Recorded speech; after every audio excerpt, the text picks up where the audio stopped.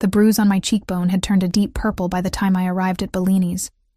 Even with the extra layers of concealer, it was still visible, a reminder of Daniel's temper from last night. I tucked a strand of my dark hair behind my ear, trying to hide the mark as I pushed through the heavy oak doors of the restaurant. "You're late again, Sophia," Marco, the floor manager, hissed as I hurried past. His eyes narrowed on the bruise before he looked away.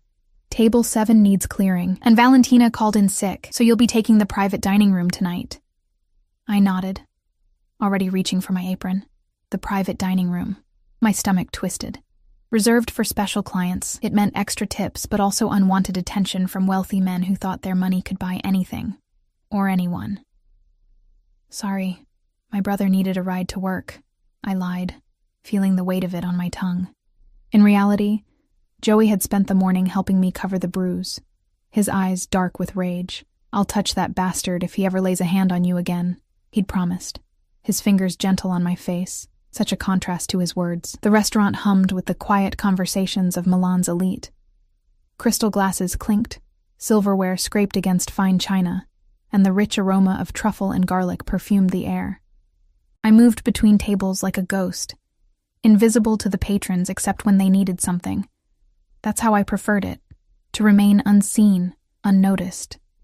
Safer that way. I was clearing a table when I felt it. That peculiar sensation of being watched. The fine hairs on the back of my neck stood up, and my hands grew clumsy, nearly dropping an expensive crystal glass. Slowly, I turned toward the feeling. He sat in the far corner, partially hidden in shadow. Even from a distance, I could sense his power. It radiated from him like heat. A perfectly tailored black suit hugged broad shoulders, and a crimson tie provided the only splash of color. Like fresh blood against snow. 2 men flanked his table, standing rather than sitting, their hands clasped in front of them, eyes constantly scanning the room. My breath caught in my throat as his gaze locked with mine. Dark eyes, nearly black, studied me with such intensity that I felt physically touched by his stare. He didn't smile, didn't nod, just watched. "That's Vittorio Ricci," whispered Elisa, another waitress, suddenly at my elbow. "He owns half of Milan's financial district, and the other half doesn't cross him if they know what's good for them." I pulled my eyes away, forcing myself to continue working. "Why is he here? He doesn't usually come to Bellini's, does he?" Elisa shook her head, her blonde ponytail swaying. "No. First time I've seen him here. Marco was practically having a heart attack in the kitchen. Apparently, Ricci just showed up unannounced with his guards." 2 hours passed, and I managed to avoid the private dining room where Ricci had eventually moved. Other waitresses had been assigned to serve him and his guests who had arrived later. I was grateful for the reprieve, keeping myself busy with the main floor tables, ignoring the occasional glances thrown my way from the partially open door of the private room. It was nearing midnight when Marco grabbed my arm as I passed the kitchen. "Sophia, Ricci is asking for you specifically." My blood ran cold. "Me? Why? I haven't even served his table." Marco's grip tightened. "I don't ask questions of men like him, and neither should you. Just go, now." "He's alone. His guests left, and he's waiting." My feet felt leaden as I approached the private dining room. The 2 guards stood outside, their expressions impassive as one opened the door for me. Inside, Vittorio Ricci sat alone at a table meant for 12, an untouched glass of amber liquid before him. Up close, I could see the details I'd missed from a distance. A small scar bisecting his right eyebrow, the heavy gold signet ring on his left hand, the faint lines around his eyes suggesting he was in his late 30s. "Sir," I managed, my voice surprisingly steady despite the earthquake happening in my chest. "You asked for me?" He studied me for what felt like an eternity, his eyes eventually landing on my bruised cheekbone. I resisted the urge to touch it, to hide it. "Chi ti ha colpito?" he asked, his voice deep and smooth like aged whiskey. "Who hit you?" The question, so direct and unexpected, stole my breath. No one at Bellini's had directly acknowledged my bruise all night. Not even Marco. They'd seen, certainly, but chosen to look away, to pretend. Yet this stranger, this dangerous man, had cut straight through the pretense. I fell, I answered automatically. The lie I'd been telling myself for months whenever Daniel's temper got the best of him. Ricci's eyes narrowed slightly, the only indication that he'd heard me. He leaned back in his chair, one finger tapping rhythmically against the tablecloth. "Sit," he said, gesturing to the chair across from him. "I'm sorry, sir, but I'm not allowed." "Sit," he repeated, not raising his voice but somehow making the word fill the entire room. I sat. "Your name?" he asked, lifting his glass but not drinking. "Sophia Lombardi." Something flickered in his eyes. Recognition? Interest? I couldn't tell. "Lombardi," he repeated, as if tasting the name. "You have family in Milan?" My throat tightened. Something warned me to be careful. "Just my brother, Joey." Ricci nodded slowly, setting down his glass without drinking. "And who does your brother work for, Sophia Lombardi?" Fear prickled along my spine. Why was he asking about Joey? My brother worked as a mechanic, occasionally taking side jobs that paid cash. He never talked about them, and I never asked. We had an unspoken agreement. He didn't question my bruises, and I didn't question his late nights or unexplained cash. "He's a mechanic," I said, keeping my answer simple. Ricci's lips curved into something resembling a smile, though it never reached his eyes. "Is he? And does this mechanic know someone is marking his sister's beautiful face?" Heat rushed to my cheeks, partly from embarrassment, partly from the unexpected compliment embedded in his question. "It's nothing. It's not nothing," he said softly, dangerously. "Men who hit women are cowards. They deserve to be punished." A chill ran through me. There was something in his tone, a promise of violence that should have frightened me but instead made me feel strangely protected. I looked down at my hands, twisted together in my lap. "Tell me his name," Ricci said. "No," I whispered, surprised at my own defiance. "It's not. He doesn't mean to. He just gets angry sometimes." Ricci leaned forward and I instinctively shrank back. He noticed, his eyes darkening. "You defend him. Interesting."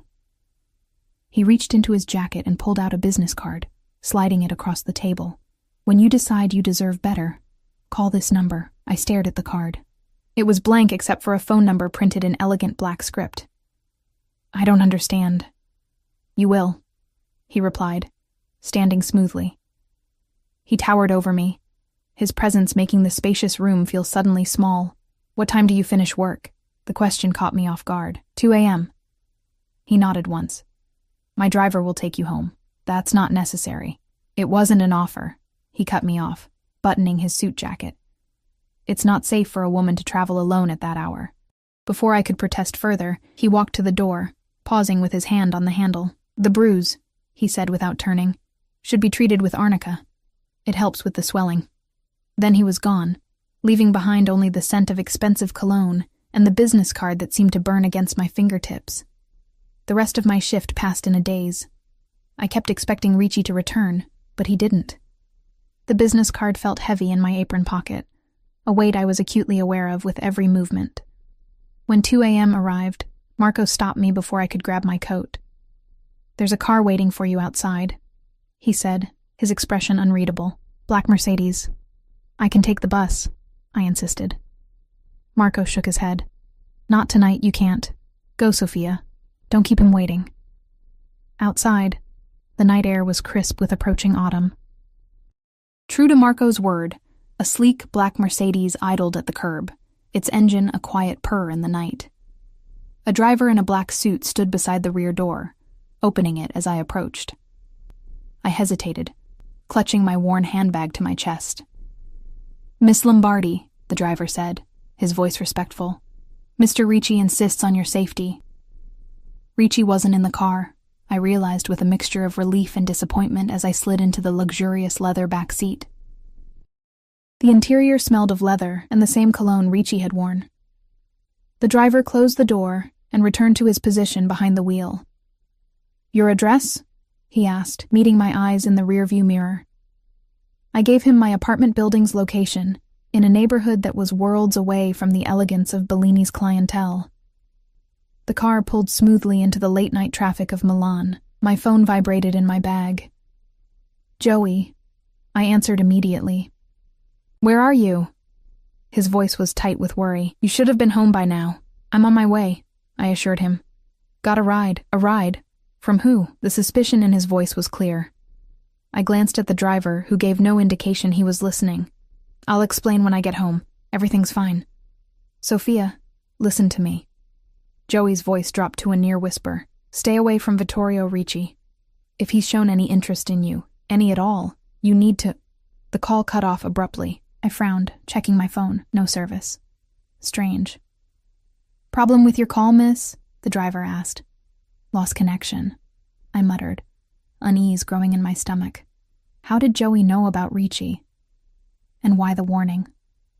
The car stopped in front of my apartment building, the contrast between the luxury vehicle and the rundown surroundings almost comical.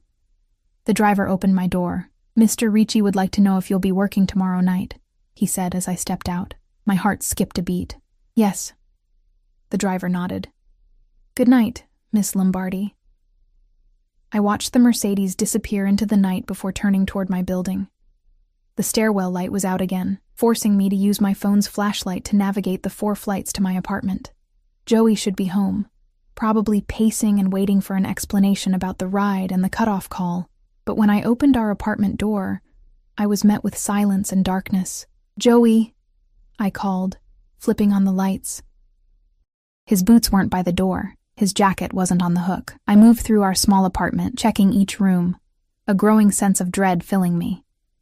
His bedroom door was ajar, unusual for my privacy-conscious brother.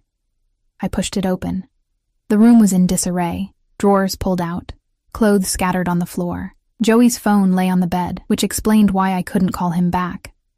But my brother was nowhere to be found. On his pillow was a single business card, identical to the one Ricci had given me hours earlier. My hands trembled as I pulled out my own card, comparing them. The same elegant black script, the same phone number. I sank onto Joey's bed, fear closing my throat as the realization dawned. By morning, my brother had vanished, and the only person who might know why was the dangerous man who'd asked me, "Who hit you?" Sleep evaded me that night. I paced our small apartment until dawn broke, alternating between calling Joey's friends and staring at the business card Ricci had given me. None of Joey's friends had seen him, or so they claimed. Their voices had a strange edge to them, a hesitance that felt like fear. By 7 in the morning, my eyes burned from exhaustion and unshed tears. The bruise on my face had darkened further, a cruel reminder of why I'd caught Ricci's attention in the first place. Daniel had texted twice, his messages shifting from angry accusations to honeyed apologies. I ignored them all. The business card seemed to mock me from the kitchen table where I'd placed it. That small rectangle of expensive paper held answers. I was sure of it. But calling the number felt like stepping off a cliff with no knowledge of what waited below. I showered, dressed, and drank 3 cups of coffee, all while stealing glances at the card. By 9, I'd made my decision. With trembling fingers, I dialed the number. 1 ring, 2, 3. Pronto, a man's voice, not Ricci's. I need to speak with Vittorio Ricci, I said, my voice smaller than I'd intended. A pause. Your name? Sophia Lombardi. Another pause, longer this time. 1 moment. The line went silent, not even hold music to fill the void. I paced the kitchen, phone pressed to my ear, heart hammering against my ribs. A full minute passed, then 2. Sophia. Ricci's voice, warm and smooth, as if he'd been expecting my call all along. The Italian pronunciation of my name, Sophia instead of Sophia, sent an unexpected shiver down my spine. "Where is my brother?" I demanded, surprising myself with the strength in my voice.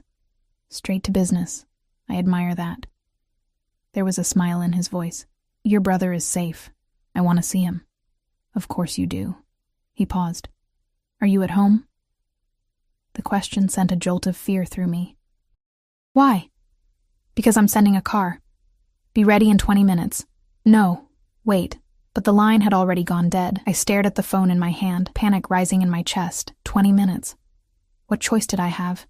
Joey was all the family I had left. If Ricci had him... I changed quickly into my best jeans and a simple blue blouse, applied minimal makeup, and tried to do something with my hair. The bruise stood out starkly against my pale skin, impossible to fully conceal. Exactly 19 minutes after Ricci's call, my phone buzzed with a text from an unknown number. Downstairs. The same black Mercedes from last night waited at the curb, the same driver holding open the rear door. This time, however, I wasn't alone in the back seat. Vittorio Ricci sat there, impeccable in another tailored suit, this one a deep navy. His eyes met mine as I hesitated at the car door. "Your brother is waiting," he said simply. I slid into the seat beside him, keeping as much distance as the luxury car would allow. Up close, in daylight, he was even more intimidating, and undeniably handsome. The scar through his eyebrow gave his otherwise perfect features a dangerous edge. His cologne filled the enclosed space, expensive and subtle. "Where are we going?" I asked as the car pulled away from the curb. "My home," he replied, watching me with that same intensity from the restaurant. "Your brother is there." "Why? Why take him? Why any of this?" The questions tumbled out before I could stop them. Ricci studied me for a long moment. "Your brother works for Salvatore Bianchi." "Do you know who that is?" I shook my head, though the name sounded vaguely familiar. "Bianchi controls the drug trade in 3 districts of Milan. He's also my enemy." Ricci's voice remained conversational, as if discussing the weather rather than criminal empires. "Your brother has been collecting information for Bianchi. About my businesses, my movements." My mouth went dry. "Joey is a mechanic." Ricci's lips curved slightly.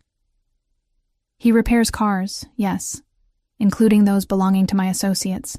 Very convenient for planting listening devices, wouldn't you agree?" The world seemed to tilt beneath me. Joey, involved with the Mafia, it couldn't be true. And yet, the unexplained cash, the late nights, the vague explanations of side jobs, "He wouldn't," I whispered, but doubt had already taken root. "He did," Ricci countered, not unkindly. For over 6 months, the car turned onto a private road lined with tall cypress trees, eventually stopping before a massive iron gate guarded by armed men. After a brief inspection, we were waved through to a sprawling estate.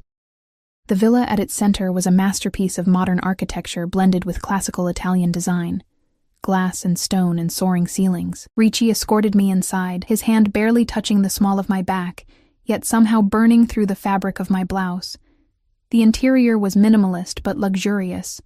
Armed men, stationed discreetly throughout, made no attempt to hide their presence. "Where is Joey?"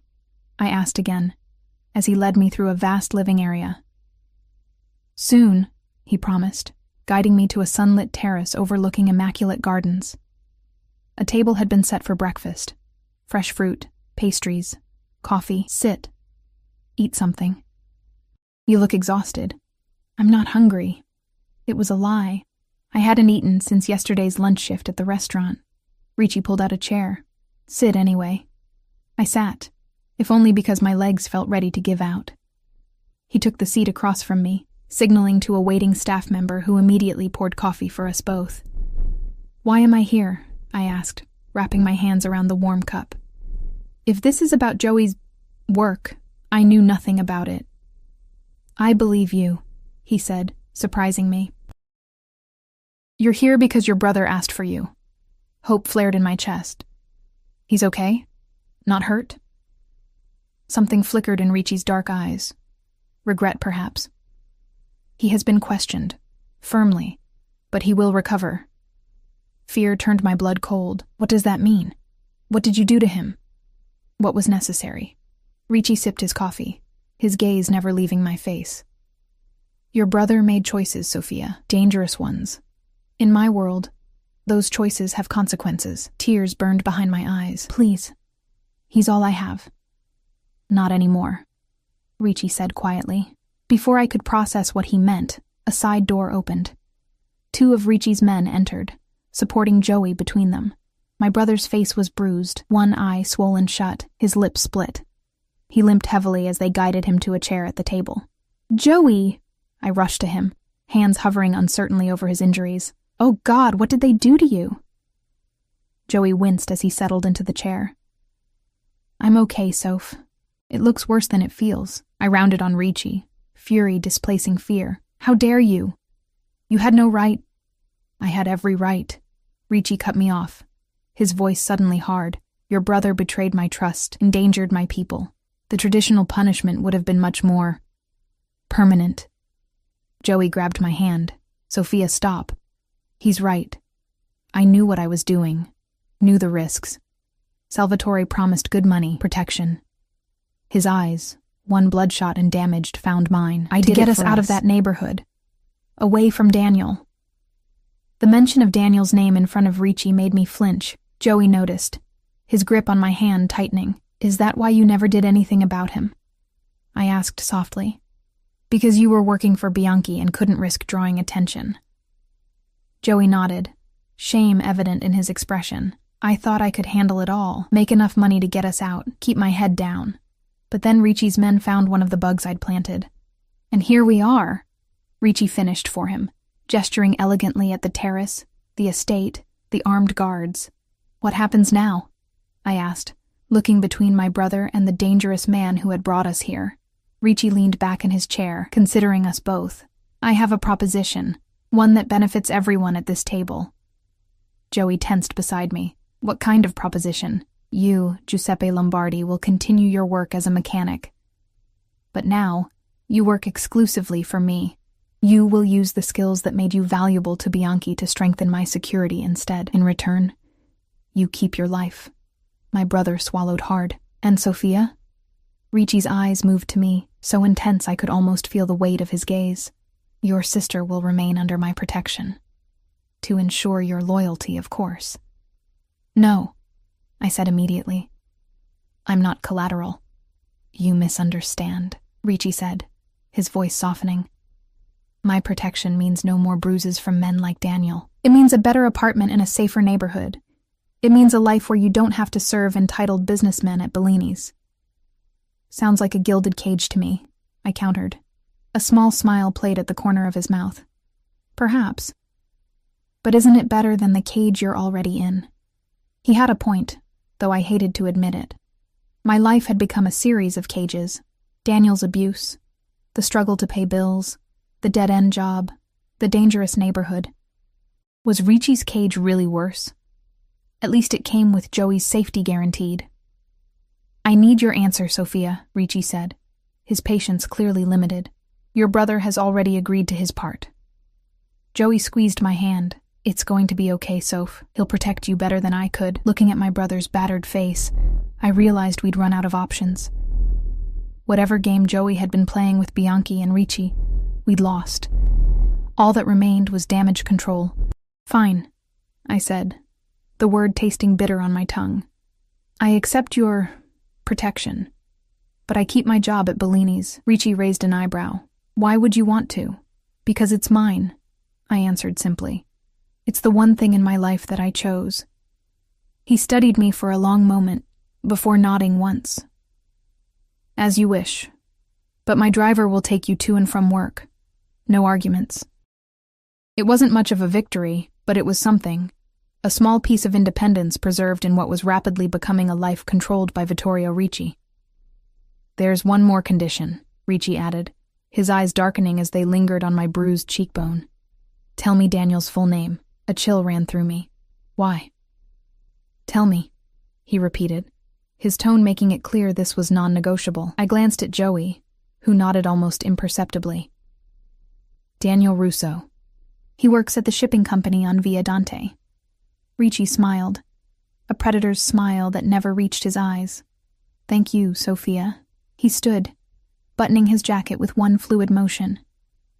Now, I believe we all need to rest. It's been a long night for everyone. As if on cue, the two men who had brought Joey returned to the terrace. Show Miss Lombardi to the East guest suite, Ricci instructed them, and take her brother to the doctor for a final check before allowing him to rest. Wait, I protested. I'm staying here? For how long? Until your new apartment is ready, Ricci replied smoothly. 3 days, perhaps 4.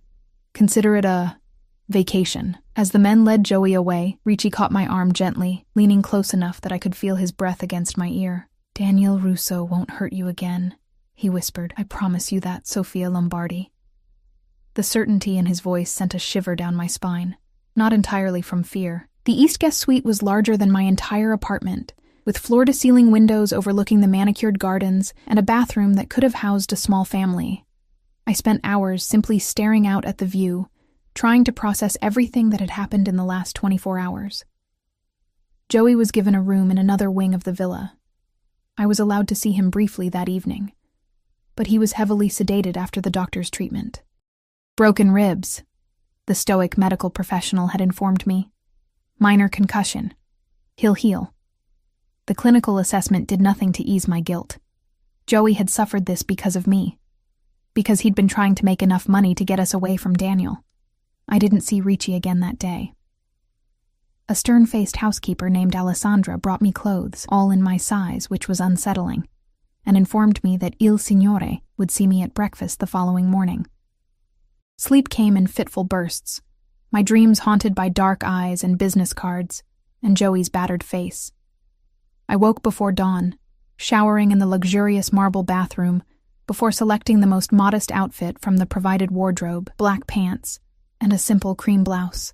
I pinned my hair back, applied minimal makeup, and waited for whatever came next in this strange new reality. At precisely 8, Alessandra knocked on my door. "Breakfast is served on the main terrace, Miss Lombardi." I followed her through the labyrinthine villa, noting the tasteful art adorning the walls, the subtle security cameras in every corridor, the armed men stationed at key points. This was a beautiful fortress, designed to keep threats out and perhaps certain people in. Vittorio Ricci sat at the same table as yesterday, reading something on a sleek tablet. He stood when he saw me, a gesture so formal and old-world that it momentarily threw me off balance. "Buongiorno, Sofia," he said, pulling out a chair for me. "Did you sleep well?" "As well as can be expected," I replied, taking the offered seat. "How is Joey today?" Ricci sat across from me, signaling to a waiting staff member who immediately began serving coffee and pastries. "Your brother is recovering. The doctor is with him now." His eyes moved to my cheekbone, where the bruise had begun to fade slightly. "I see you found the arnica cream I had left in your bathroom." I touched the bruise self-consciously. "Yes, thank you." He nodded once, satisfied, and returned to his breakfast. We ate in silence for several minutes. The only sounds the distant chirping of birds and the occasional rustle of guards shifting positions around the perimeter of the terrace. "Your new apartment will be ready tomorrow," Ricci said eventually. "In Brera. I think you'll find it suitable." Brera, one of Milan's most exclusive neighborhoods, with its art galleries and upscale boutiques, light years away from my current reality. "That's very generous." "It's necessary," he corrected. "My associates live in certain neighborhoods. It's expected." I set down my coffee cup. "And that's what I am now? Your associate?" A smile played at the corners of his mouth. "For now, let's say you're under my protection." "And what does that mean exactly? What are the rules of this arrangement?" Ricci studied me for a long moment. "You may continue working at Bellini's as we agreed. My driver will take you to and from work. You will not contact Daniel Russo or respond if he attempts to contact you. If you need anything at all, you call the number on the card I gave you." "That's it?" I asked skeptically. "For now." He folded his napkin precisely. "Though I would like to request the pleasure of your company for dinner occasionally." The word request seemed at odds with the man before me, who clearly wasn't accustomed to being denied. "And if I refuse?" Ricci's eyes darkened slightly. "You won't." Before I could respond, his phone vibrated on the table. He glanced at it, his expression hardening instantly. "Excuse me," he said, standing. "A matter requires my attention. Please, finish your breakfast. Alessandra will show you to your brother when you're ready." He left with swift, purposeful strides, barking rapid Italian into his phone as he disappeared into the villa. I sat alone on the terrace, surrounded by luxury and beauty, and the persistent feeling of being trapped. After breakfast, Alessandra led me to Joey's room. My brother looked better than yesterday, though the bruising around his eye had darkened considerably. He sat propped up in bed, his torso heavily bandaged beneath a loose t-shirt. "Hey, Soph," he said, attempting a smile that turned into a wince. I sat carefully on the edge of his bed. How are you feeling? Like I got hit by a truck. He shifted, grimacing. But I'll live. Ricci's doctor knows his stuff. I took his hand, noting the bandages around his wrists. Joey, what have you gotten us into? He looked away. I didn't mean for you to get involved. That was never the plan. What was the plan? Working for a drug dealer? Spying on Ricci? My voice rose despite my efforts to stay calm. Do you realize how dangerous these people are? Of course I do, he snapped, then immediately softened. I'm sorry. It's just... Bianchi approached me 6 months ago. One of his guys brought in a Ferrari for repairs, saw I had skills. They offered good money to install some custom modifications, bugs, GPS trackers. It seemed simple at first. He swallowed hard. Then they asked me to plant devices in cars that came into the shop belonging to Ricci's people. And you didn't think that might be risky? I did it for us, Sophia. His eyes, one still swollen, filled with tears. To get enough money saved so we could move somewhere better, somewhere Daniel couldn't find you. The mention of Daniel sent a familiar chill down my spine. Speaking of, have you heard anything? Joey's expression changed, something dark flitting across his features. No. But Ricci asked me a lot of questions about him yesterday. A knock at the door interrupted us. Alessandra entered, her face impassive as always. Miss Lombardi, Il Signore requests your presence in his study. Joey squeezed my hand. Be careful, Soph. Ricci may seem civilized, but remember what he is. I nodded, kissing my brother's forehead before following Alessandra through the villa. She left me outside a heavy wooden door, knocking once before disappearing down the corridor. Enter! Ricci's voice called from within. The study was everything I expected. Leather-bound books, antique desk, the scent of cigars and leather. What I didn't expect was the man kneeling on the floor, face bloody and swollen, hands bound behind his back.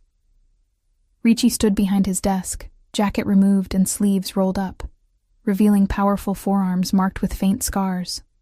2 guards flanked the kneeling man. My breath caught in my throat as the man looked up, his terrified eyes meeting mine. Daniel. Ah, Sophia, Ricci said, his voice deceptively casual. I apologize for the unpleasant scene. I wasn't expecting you quite so soon. I couldn't move, couldn't speak. Daniel's face was barely recognizable through the blood and swelling. His left eye was completely closed, his lips split in multiple places. Sophia, Daniel whimpered. Help me, please. Ricci moved around the desk with fluid grace, coming to stand beside me. Daniel and I have been having a conversation about respecting women, about consequences. My legs trembled beneath me. What are you going to do to him? That, Ricci said softly, depends on you. On me? He nodded, dark eyes studying my reaction. This man marked your beautiful face. He hurt what belongs to me. The traditional punishment would be severe. I don't belong to you, I whispered, even as something deep inside me responded to his possessive words. A small smile curved his lips. Not yet. But you accepted my protection, Sophia, and I protect what's mine. Daniel sobbed on the floor. I'm sorry, Sophia. I never meant... I just get so angry sometimes. You know how I am. Ricci's expression hardened, his jaw tightening. Silence, he commanded, not even looking at Daniel. The room fell instantly quiet except for Daniel's ragged breathing. What do you want from me? I asked Ricci. Justice, he replied simply. Tell me what should happen to him. His fate is in your hands. I stared at Daniel, the man who had terrorized me for nearly a year, who had left bruises on my body and scars on my soul. Now he knelt broken and bleeding, at the mercy of a man far more dangerous than he could ever be. Let him go, I said finally. Ricci raised an eyebrow. After what he did to you, let him go, I repeated, finding strength in my voice. But make it clear that if he ever comes near me again, if he ever tries to contact me, I paused, surprised by my own next words. If he ever touches another woman, you'll finish this conversation. Something like respect flickered in Ricci's eyes. He turned to Daniel. You hear that? She's showing you mercy, more than you deserve. He leaned down, his voice dropping to a deadly whisper. But I am not so forgiving. If I ever see your face again, if I hear you've raised your hand to any woman, I will remove that hand. Understood?" Daniel nodded frantically, tears mixing with blood on his face. Ricci straightened, addressing his men. "Take him to the gate. Make sure he understands the conditions of his parole." The guards hauled Daniel to his feet and dragged him from the room. As the door closed behind them, Ricci turned to me. "You surprise me, Sofia Lombardi," he said softly. "Most would have wanted revenge. This isn't mercy," I replied. "Living in fear of you is punishment enough." He moved closer, close enough that I could smell his cologne, feel the heat radiating from his body. "Are you afraid of me, Sophia?" "Yes," I admitted, "but not in the way Daniel should be." Ricci reached up slowly, giving me time to pull away. When I didn't, his fingers gently traced the outline of the bruise on my cheekbone. "No man will ever mark you again," he promised, his voice rough with emotion. "Not while I breathe." The intensity in his eyes should have frightened me. Instead, it made something warm unfurl in my chest, something I hadn't felt in a very long time. Safety. "Why me?" I whispered. "You could protect anyone. Why choose me?" His thumb brushed lightly across my lower lip. "Because when I saw you in that restaurant, trying so hard to hide your pain, to remain invisible, I recognized something in you, something I once saw in myself." "What?" "Survival," he said simply. "The will to endure, to bend without breaking." His hand moved to cup my cheek. "You are stronger than you know, Sofia Lombardi." I should have stepped away, should have maintained distance from this dangerous man whose world I'd been unwillingly pulled into. Instead, I leaned into his touch, just slightly, my eyes fluttering closed for the briefest moment. When I opened them again, Ricci was watching me with an expression I couldn't quite decipher, hunger mixed with something softer, almost tender. "Go to your brother," he said, dropping his hand. "I have business to attend to, but tonight, you will join me for dinner. 8 o'clock. It wasn't a request, but somehow I didn't mind. The dress was a deep burgundy, the color of rich wine, or blood. It hung in the closet of my suite, alongside other garments I hadn't selected, all in my exact size. This one had been specifically laid out for dinner, with a handwritten note from Alessandra. "Il Signore suggests this one." I slipped it on, the silk caressing my skin like water. It fit perfectly, hugging my curves before falling gracefully to just above my knees. The neckline was modest, but flattering, the back dipping just low enough to be elegant without being risque. With my dark hair swept up and minimal jewelry, simple diamond studs that had also mysteriously appeared on my vanity, I hardly recognized the woman in the mirror. The bruise on my face had faded considerably, thanks to the arnica cream and time. With careful makeup application, it was now barely visible, a ghost of what Daniel had done, disappearing a little more each day. At precisely 5 minutes to 8, Alessandra knocked on my door. "Il Signore awaits you in the dining room." I followed her through the villa's corridors, my heartbeat quickening with each step. Something had shifted between Ricci and me in his study that afternoon. A boundary crossed, an understanding reached. I wasn't sure what awaited me at dinner, but I knew it would be a turning point. The dining room was intimate despite its grandeur, with a table set for two and candles casting a warm glow over the space. Ricci stood as I entered, his eyes moving appreciatively over me. "Sei bellissima," he said softly. "You are beautiful." "Grazie," I replied, one of the few Italian words I knew with confidence. He held out my chair, waiting until I was seated before taking his own place. A server immediately appeared, pouring wine and presenting the first course. A delicate seafood appetizer. "I checked on your brother earlier," Ricci said, lifting his glass. "The doctor is pleased with his progress. He should be able to move around more tomorrow." Relief washed over me. "Thank you. For taking care of him, I mean. Despite..." I trailed off, not wanting to reference the reason for Joey's injuries. "Your brother made a mistake," Ricci acknowledged. "But he has paid for it, and now he works for me. The past is settled."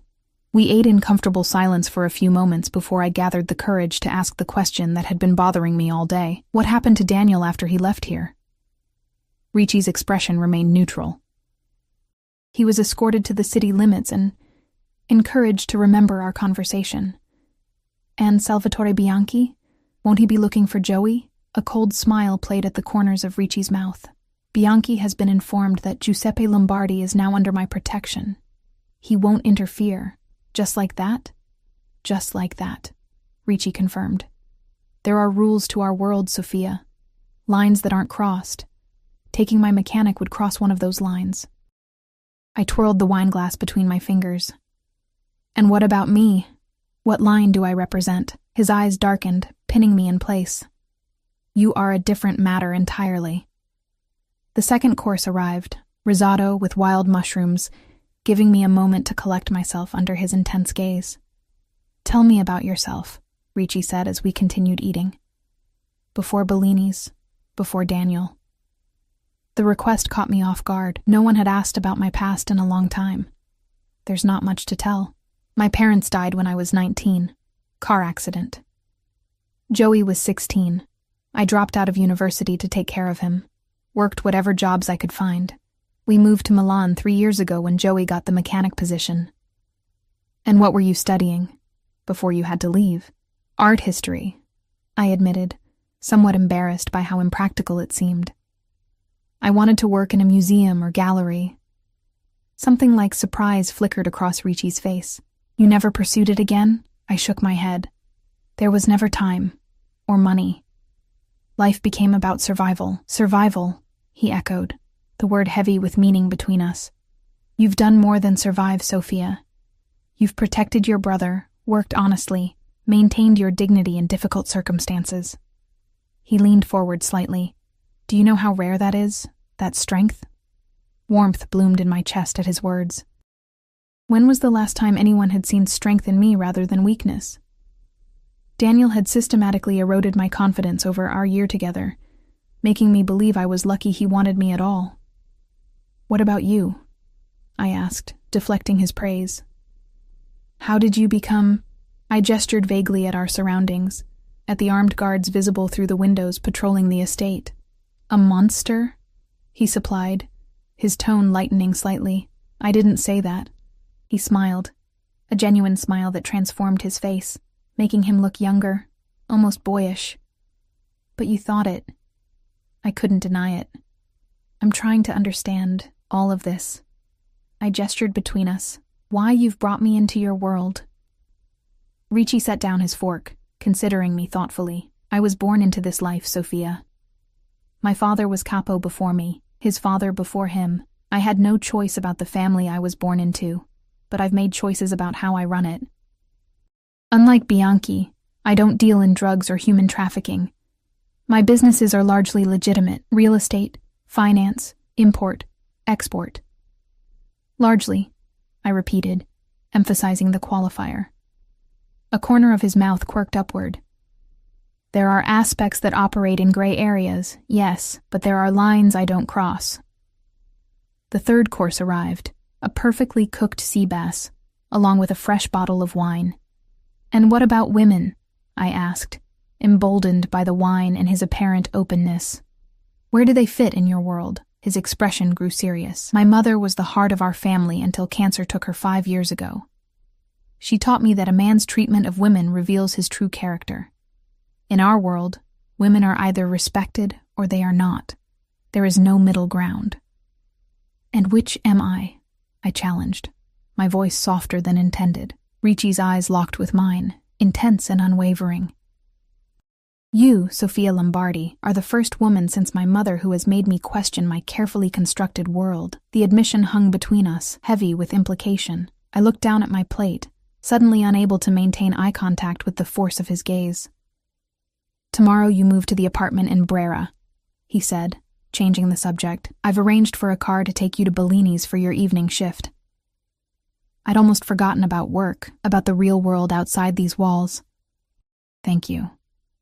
One of my men will accompany you, discreetly, for your protection. Is that necessary? Daniel won't. It's not Daniel I'm concerned about. Ricci interrupted. Bianchi may see you as a way to get to your brother, or to me. The reminder of the dangerous world I'd been pulled into sent a chill down my spine. This is my life now, isn't it? Looking over my shoulder, being guarded, worrying about rivals and enemies I don't even know. Ricci reached across the table, his hand covering mine. His touch was warm, his fingers strong yet gentle. For now, yes, but I promise you, Sophia, you will adjust. And you will find there are compensations. Such as? I asked, my voice barely above a whisper, acutely aware of his hand still covering mine. Security, comfort, freedom from fear. His thumb stroked the inside of my wrist, sending shivers up my arm. And perhaps, in time, something more. The air between us seemed charged, electric with possibility. I should have pulled my hand away, maintained some boundary between us. Instead, I turned my palm upward, my fingers intertwining with his, almost of their own volition. I don't know if I can be what you want, I admitted, the words tumbling out before I could stop them. And what do you think I want? He asked, his voice low and intimate. A woman who accepts this world without question, who looks the other way when necessary, who doesn't mind the danger. Ricci's grip tightened slightly. What I want, Sophia, is a woman who sees me. Not the power, not the danger, but me. A woman with the strength to stand beside me, not behind me. A woman who challenges me, like you've done since the moment I asked who hit you, and you dared to lie to my face. A small laugh escaped me. That wasn't bravery. That was fear. Sometimes they're the same thing. He released my hand as dessert arrived. A delicate panna cotta with fresh berries. Enough serious talk for tonight. Tomorrow begins your new life. Let's enjoy this moment. We finished our meal with lighter conversation. Ricci asked about my favorite art, seeming genuinely interested in my passionate, if somewhat rusty knowledge of Renaissance painters. I learned he had studied economics at Oxford before being called home when his father fell ill. He made me laugh with stories of his childhood in this very villa, running from his tutors to hide in the gardens. By the time coffee was served, I felt strangely at ease with this complicated man, part ruthless crime boss, part cultured gentleman, altogether dangerous to my heart and soul.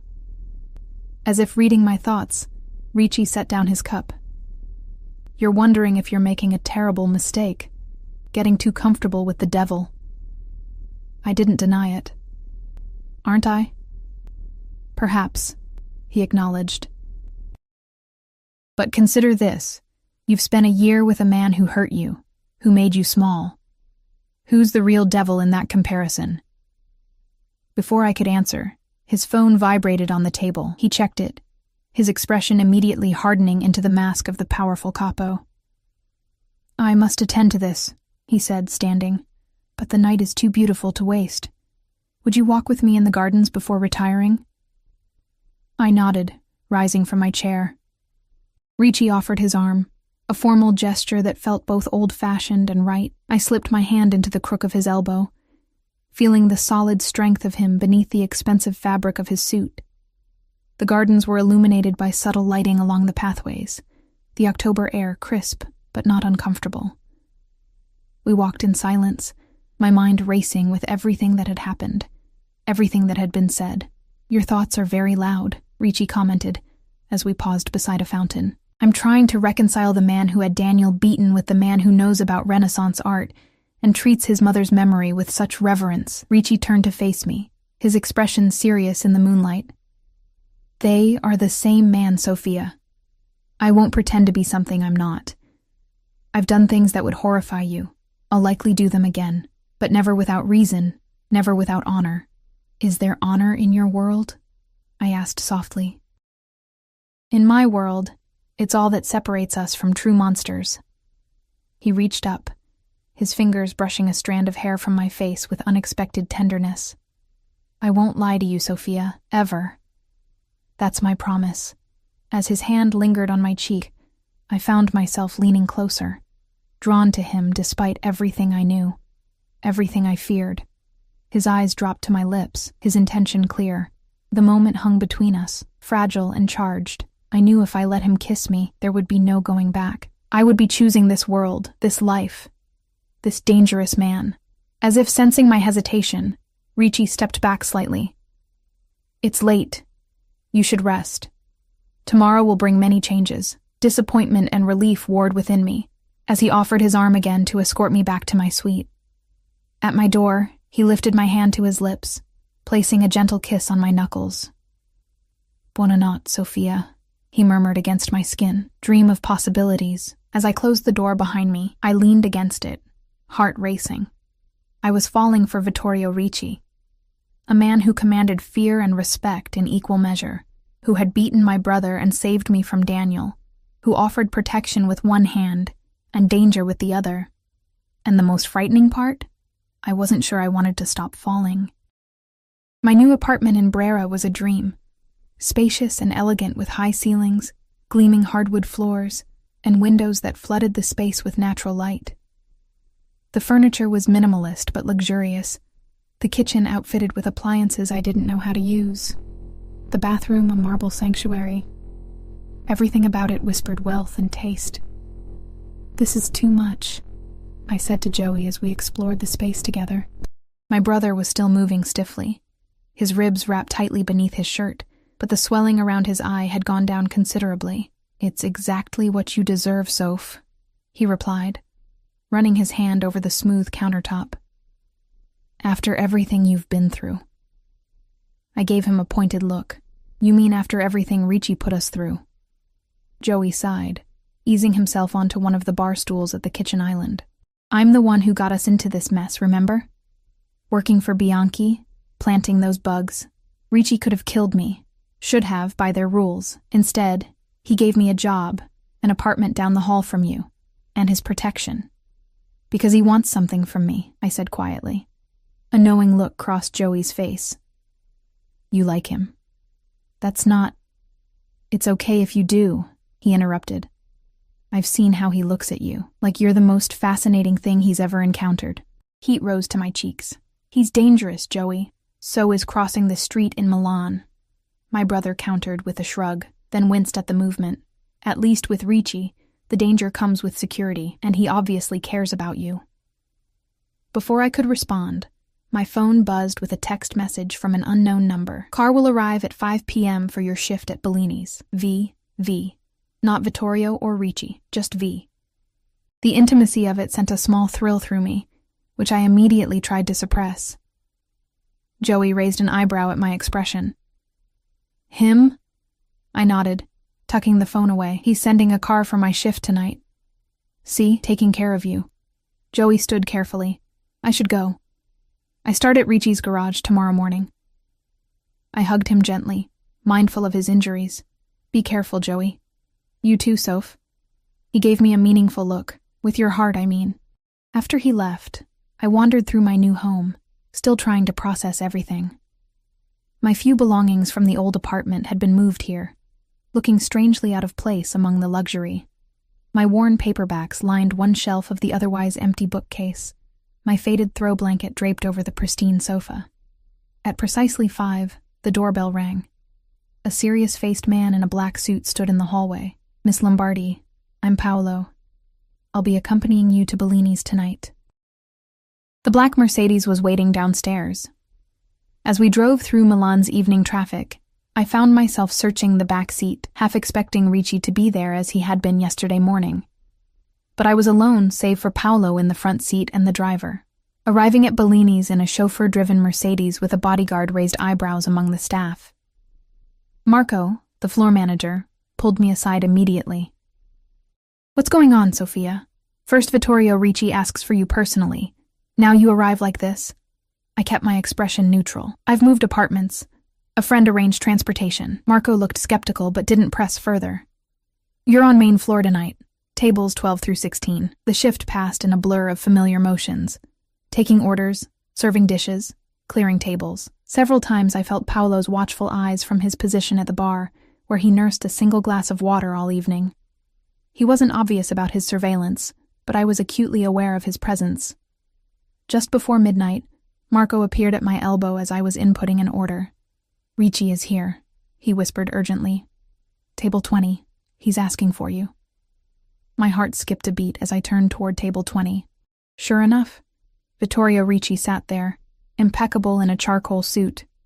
2 guards positioned discreetly nearby. Our eyes met across the restaurant, and he inclined his head slightly in acknowledgement. "I'll take over your other tables," Marco said, practically pushing me in Ricci's direction. "Don't keep him waiting." I approached Ricci's table, conscious of curious stares from both staff and patrons. He stood as I neared, a gesture of respect that wasn't lost on anyone watching. "Sophia," he greeted me, his voice warm. "I hope I'm not interrupting your work." "Not at all," I replied, hyper-aware of our audience. "Can I get you something, Mr. Ricci?" A ghost of a smile played on his lips at my formality. "Just a moment of your time. When is your break?" "In about 20 minutes." He nodded. "I'll wait." For the next 20 minutes I worked on autopilot, my mind racing. Why was he here? What did he want to discuss that couldn't wait until after my shift? When my break finally came, Marco practically shoved me toward the staff exit. "He's waiting in the alley. Private conversation," he said. Sure enough, Ricci stood in the alley behind Bellini's, his driver keeping the Mercedes running a few feet away. No guards were visible, though I suspected they weren't far. "I apologize for the dramatic setting," Ricci said as I approached. "But I needed to speak with you privately." "Is something wrong?" "Joey, your brother is fine," he assured me quickly.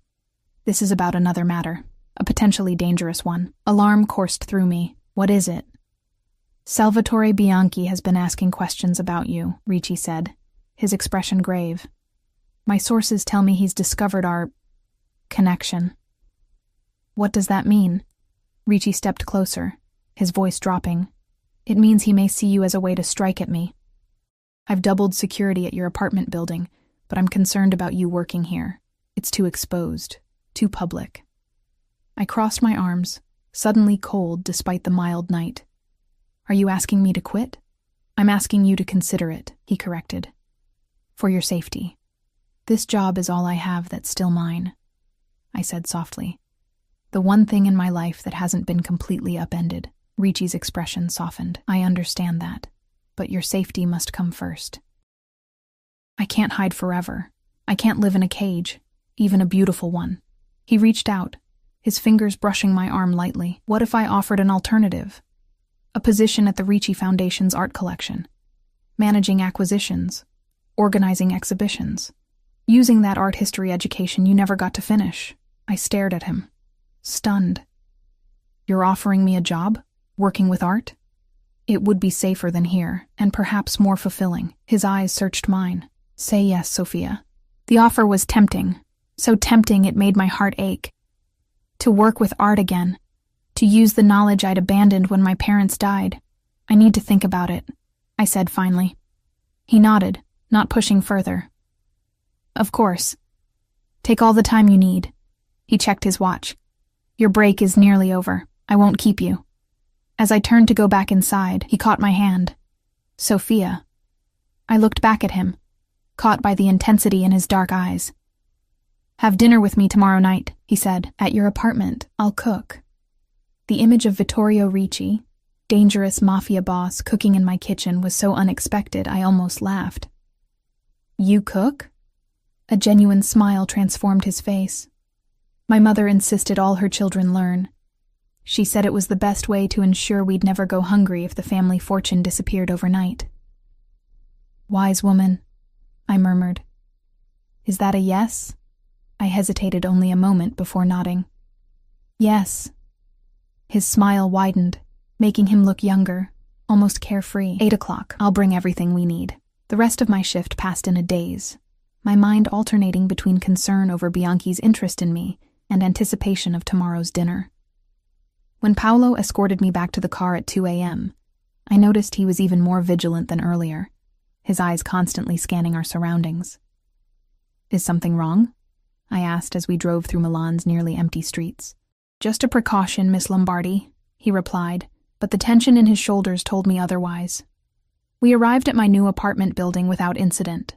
Paolo insisted on escorting me all the way to my door, checking the apartment before leaving me with strict instructions to lock up and call immediately if I noticed anything unusual. Sleep eluded me that night, my dreams haunted by shadowy figures, and the constant feeling of being watched. I woke early, exhausted, but too restless to go back to sleep. After showering and dressing in casual jeans and a sweater, I decided to explore my new neighborhood. I texted Paolo first, as instructed. He replied immediately that he would meet me in the lobby in 10 minutes. I bit back my frustration at needing a babysitter, but understood the necessity given Ricci's warning about Bianchi. Brera was beautiful in the morning light. Elegant buildings, fashionable boutiques just opening for the day, cafes with outdoor seating despite the October chill. Paolo kept a discreet distance as I wandered, allowing me the illusion of independence while maintaining his vigilant watch. I stopped at a small cafe for coffee, choosing a table with a view of the street. Paolo positioned himself nearby, his attention focused outward rather than on me. As I sipped my cappuccino, I found myself wondering if this would be my life now. Beautiful, but constrained. Safe, but watched. Was the security worth the freedom I'd sacrificed? My phone buzzed with a text. Looking forward to tonight. Any food allergies I should know about? V. The message made me smile despite my melancholy thoughts. I replied, no allergies. Surprise me. His response came quickly. I always do. Those 3 words carried such promise, such danger. I put the phone away, my heart racing inexplicably. After finishing my coffee, I continued exploring, eventually finding a small bookstore tucked between 2 designer boutiques. I lost myself among the shelves, the familiar smell of books comforting in its normalcy. I selected a few art history volumes, a novel I'd been meaning to read, and a cookbook, a small act of domesticity for my new home. As I approached the register, I felt it again, that prickle of awareness, the sensation of being watched. I glanced toward the window, expecting to see Paolo. Instead, a dark sedan was parked across the street, a man in sunglasses staring directly at me through the bookstore window. He wasn't one of Ricci's men. I knew that instantly, though I couldn't have explained how. There was something different in his posture, his attention too obvious, too threatening. I turned away quickly, keeping my head down as I paid for my books. With shaking hands, I texted Paolo. Dark sedan across street, man watching me. Not sure, but feels wrong. Paolo appeared beside me in seconds, his hand beneath his jacket where I knew he carried a weapon. Act normal, he murmured, taking the shopping bag from me. We're going to walk out together, laughing like old friends. Get in the car immediately when we reach it. I nodded, forcing a smile as we exited the bookstore. Paolo put his arm around my shoulders, an intimacy that would have bothered me under normal circumstances, but now felt protective. We walked briskly down the street, Paolo guiding me toward where his car was parked. A glance over my shoulder confirmed the man from the sedan was following us, joined now by a second man. They weren't even trying to be subtle. They're following, I whispered to Paolo. I know. Keep walking. His grip tightened slightly. Almost there. We reached the car, Paolo practically shoving me into the back seat before jumping into the driver's position. The engine roared to life, and we pulled away from the curb with a squeal of tires. Are they following? I asked, turning to look out the rear window. Yes. Calling for backup now, Paolo replied, pressing a button on the dashboard. He spoke rapid Italian into what must have been a built-in communication system, his voice tense but controlled. We weaved through traffic, Paolo driving with aggressive precision. The sedan stayed behind us, matching our every turn. My heart pounded in my chest as Paolo took a sharp right, then an immediate left, trying to lose our pursuers. Who are they? I asked, gripping the door handle as we took another corner too fast. Bianchi's men, Paolo confirmed grimly. Hold on. He made a sudden U-turn, causing horns to blare around us. For a moment, I thought we'd lost the sedan, but it appeared again in the side mirror, still in pursuit. Paolo cursed under his breath, accelerating through a yellow light, just as it turned red. The sedan followed, nearly colliding with a delivery truck. We sped through narrow streets, Paolo's knuckles white on the steering wheel. And then suddenly, salvation. 2 black SUVs appeared ahead, blocking the road. Paolo drove straight toward them, swerving at the last moment to squeeze past. The sedan, following too closely, had to brake hard to avoid collision. In that moment of hesitation, men poured from the SUVs, weapons drawn. Paolo continued driving, and I caught only a glimpse of Bianchi's men being surrounded before we turned a corner and the scene disappeared from view. Ricci's men? I asked, my voice shaking. Paolo nodded. They'll handle it. We're going straight to Il Signore now. 20 minutes later, we arrived at Ricci's villa. Paolo escorted me inside, where Ricci waited in the entrance hall, his expression thunderous. Are you hurt? He demanded, crossing to me in 3 long strides.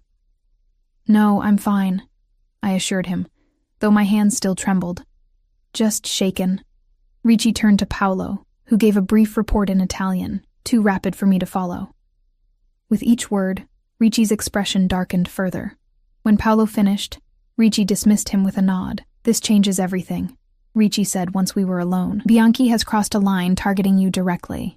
What happens now? I asked, hugging myself against a sudden chill. Ricci's eyes were cold, his jaw set in a hard line. Now I end this, once and for all.